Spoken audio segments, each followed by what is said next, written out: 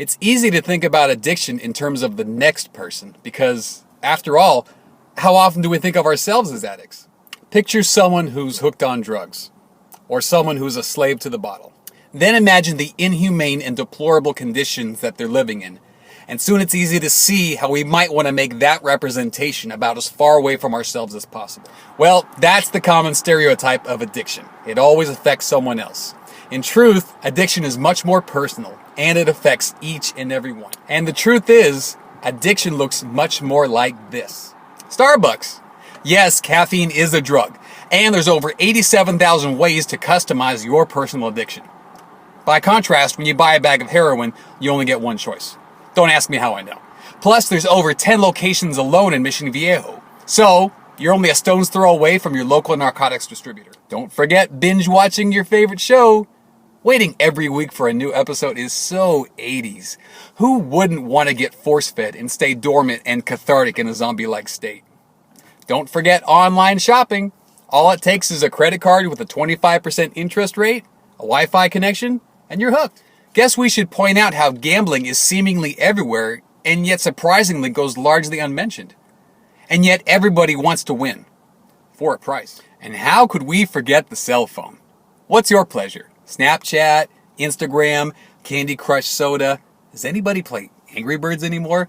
Well, it's all the same once you semi-permanently glue the phone to your hands in a valiant attempt to extract another dose of serotonin and dopamine. To be addicted is to be physically and mentally dependent on a particular substance while being unable to stop taking it without incurring adverse effects. So, you're surrendering and giving up the idea of control.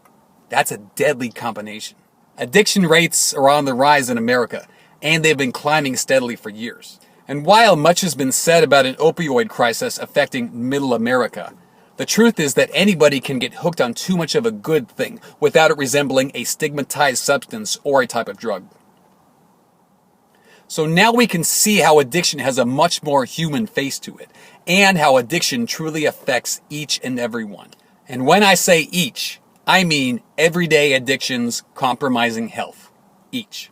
Now, we don't view caffeine and cell phones as something that warrants a 12-step program, like Alcoholics Anonymous or Narcotics Anonymous. We don't hear horror stories of people losing their jobs over too many chai tea lattes or staying up all night to finish season 3 of Stranger Things. That doesn't happen.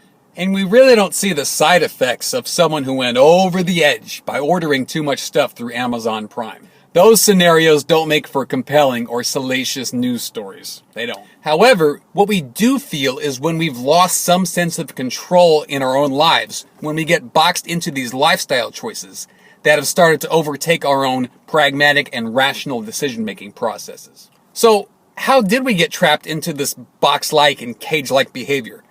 Well, it's largely from our own doing.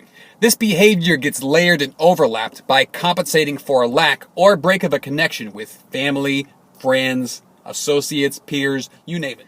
Becoming boxed in and caged in means to live without criticism, without judgment, and without blame and shame from outside sources. Tragically, this also means living without accountability. And how do we get out of this box or out of this cage?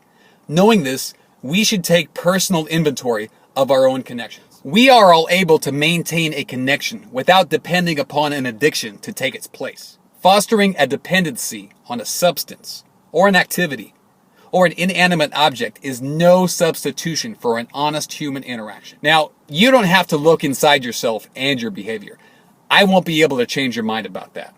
What I can say is that only you will know what you'll be giving up by staying exactly where you are in the same position. Sure, watching Stranger Things and Orange is the New Black can be fun. So can be adding a double shot to your cold brew.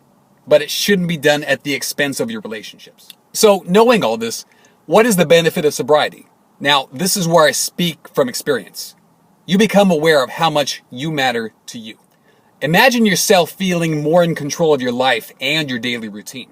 Think about how gratifying it can be when you're liberated from those habits that you know aren't really helping you or improving your lifestyle. You get to take a good, honest look at where you're at in the moment and what you get to let go of. And you get yourself back. That's the benefit of sobriety. Now, I've been sober for over 14 years, and I came to a point in my life where I simply said, I'm done. And that was a basic acknowledgement that I needed help.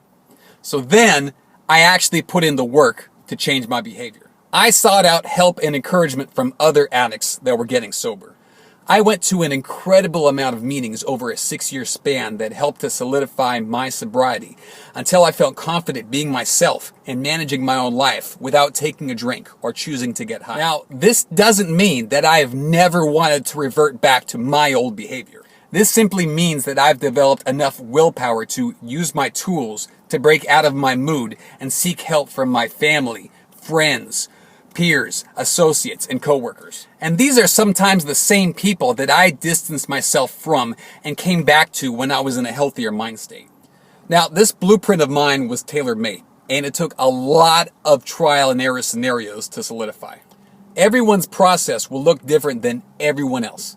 And getting back to a healthy and less dependent mind state may not happen on the first or second or 20th attempt. And that's all right. Sometimes hitting the bottom can be the beginning. And sometimes this is where empathy takes root and starts to see that such a personal experience can truly affect each and every one.